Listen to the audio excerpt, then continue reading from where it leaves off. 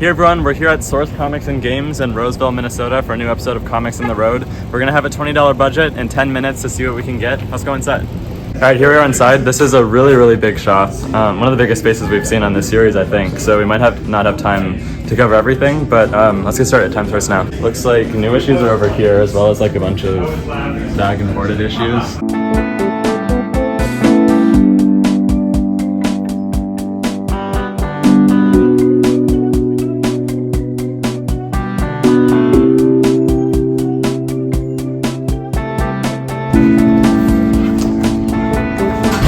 Here's the second issue of this new book, Venom vs. Reborn. I like the first issue, and I didn't grab this one when it came out at my local comic shop, so let's add this.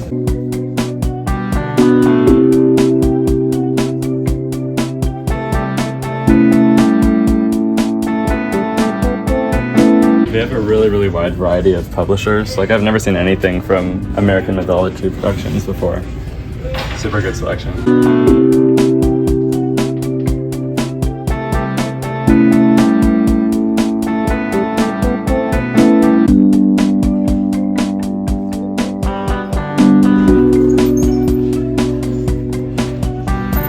This one, Blue Book, is fun. I think this is a new miniseries they're doing, but it's James Tynion about like alien conspiracy theory stuff. I'm gonna add this for now. It is a game store too, so there's like a whole area in the back here, it looks like, for game playing and a bunch of different games and stuff. Trade paperbacks right here, whole shelf of these, and then it looks like most of their back issues are right here with big pull-out shelves. That's cool.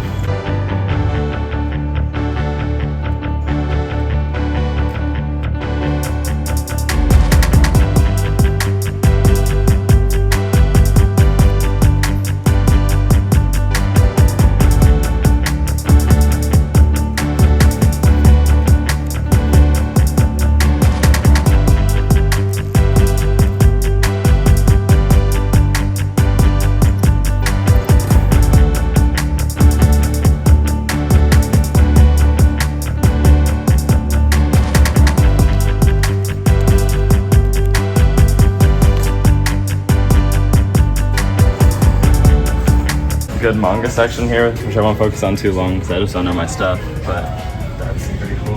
A whole bunch of game stuff. It looks like this whole other section of the store is game stuff, so it's definitely a big focus here.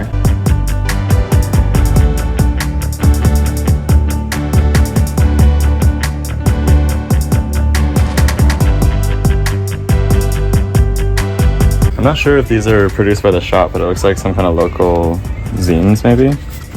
Oh, or is this like gaming stuff? Interesting.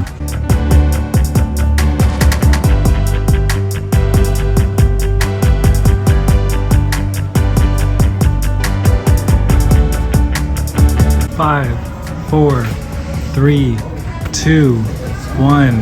That's it. All right, just 2 issues. This one was tough. There's just so much stuff here. Like, I would need a lot more time to actually go through all of it, but I'm happy with what I got here. Let's head over to checkout.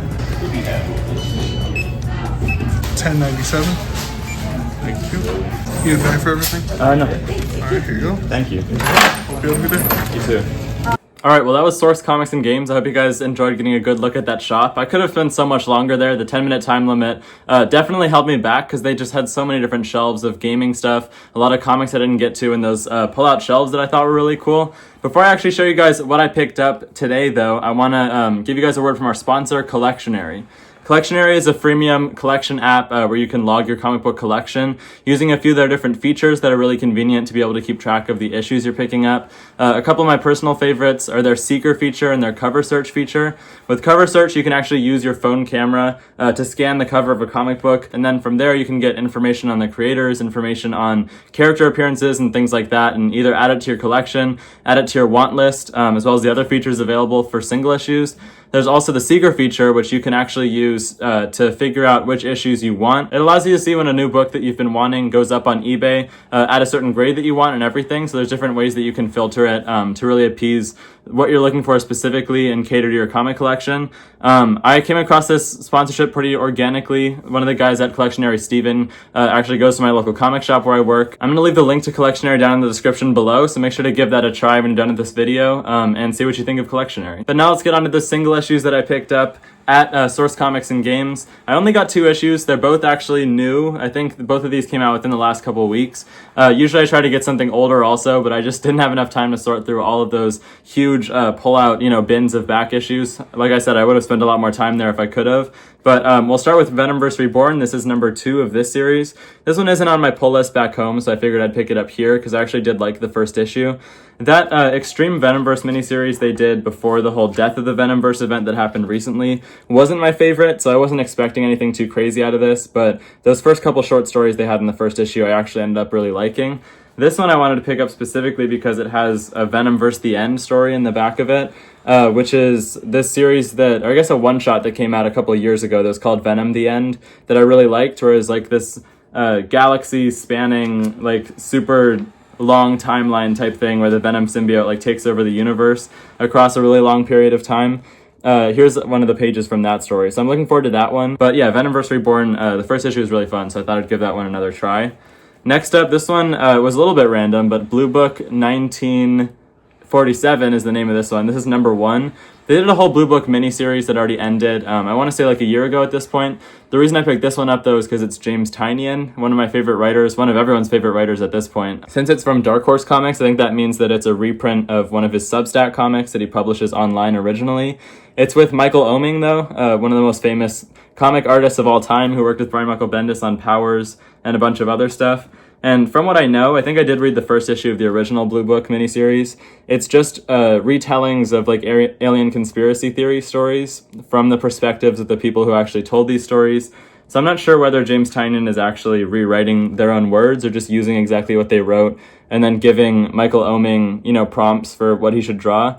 But it's definitely an interesting format. It's just kind of fun to, learn about conspiracies like that. Whether or not these people are actually crazy, it's just kind of a fun idea. But yeah, only 2 issues. I think my total came out to like $10 and something cents. So I was way under budget for this episode. It happens sometimes. I would have liked to have picked up maybe one more issue if I could have. I do really like doing these Comics on the Road episodes. This is the last one I'm doing this summer. So we got a good 3 episodes in. Hopefully you guys like the other 2 also. If you guys are liking these though, I'll definitely try to make more of them, as this channel goes on. I do really enjoy these. So let me know if you want to see more Comics on the Road down in the comment section below. But make sure to stop by Source Comics and Games if you're ever in the area. It was a really fun shop. So I'm going to leave a link to their website in the description along with the link to Collectionary, which you should make sure to check out when you're done with the video. And that's about it for this one. I guess I'll see you guys in the next video. Bye guys.